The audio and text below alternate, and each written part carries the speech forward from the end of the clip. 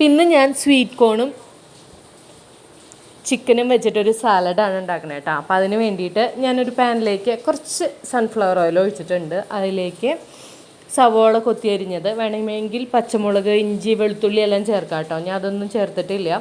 പിന്നെ തക്കാളി ഇട്ടൊന്ന് ജസ്റ്റ് ഒന്ന് സോട്ട് ചെയ്തു. ആ പച്ചമണം മാറുന്ന വരെ മാത്രം കുറച്ച് ഉപ്പും കൂടി ചേർത്ത് കൊടുക്കാം കേട്ടോ. പിന്നെ ഇതിലേക്ക് ഞാൻ ഒഴിച്ചു കൊടുത്തത് ചിക്കൻ വേവിച്ചപ്പോൾ ഉള്ള ആ സ്റ്റോക്കാണ് കേട്ടോ. ആ വെള്ളം അതിലേക്ക് ചേർത്ത് ഒന്ന് വറ്റിക്കാൻ വേണ്ടിയിട്ടാണ്. ഒന്ന് ഏകദേശം കുറുതായി വരുമ്പോൾ ഞാനൊരു സ്പൂൺ ഗോതമ്പ് പൊടി അതിലിട്ടു കേട്ടോ. ഒന്നും കൂടി കുറുതാവാനാണ്. കാരണം കുറച്ചധികം വെള്ളം ഉണ്ടായിരുന്നു. നന്നായി തിളച്ച് കഴിഞ്ഞപ്പോൾ അതിലേക്ക് നമ്മൾ സ്വീറ്റ് കോൺ നമ്മൾ നന്നായി കഴുകി വെള്ളം വാല വെച്ചിട്ടുണ്ടായിരുന്നു. അത് ഇതിലേക്ക് ചേർത്ത് നന്നായി ഒന്ന് വേവിക്കുകയാണ് ചെയ്യണേ കേട്ടോ.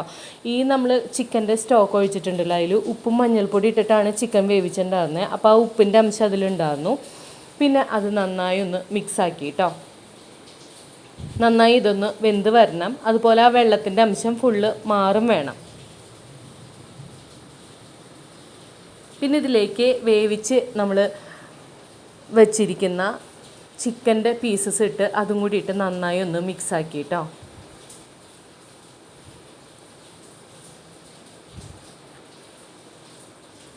നന്നായി ഒന്ന് മിക്സാക്കി ഒന്ന് തിളച്ച് ഒന്ന് സെറ്റായി വരണം. കാരണം ഓൾറെഡി വെന്തതാണല്ലോ.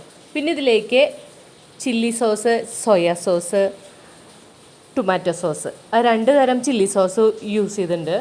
ഗ്രീൻ ചില്ലി സോസും റെഡ് ചില്ലി സോസും എല്ലാം കൂടി അതിലേക്ക് ഇട്ട് നന്നായി ഒന്ന് മിക്സാക്കി കേട്ടോ. അങ്ങനെ നമ്മുടെ ചിക്കൻ സ്വീറ്റ് കോൺ സാലഡ് തയ്യാറായിട്ടുണ്ട്. നല്ല ടേസ്റ്റ് ഉണ്ടായിരുന്നു കേട്ടോ. ഇത് ഞാൻ സൺഫ്ലവർ ഓയിൽ ഒഴിച്ച് സോട്ട് ചെയ്യണതിന് പകരം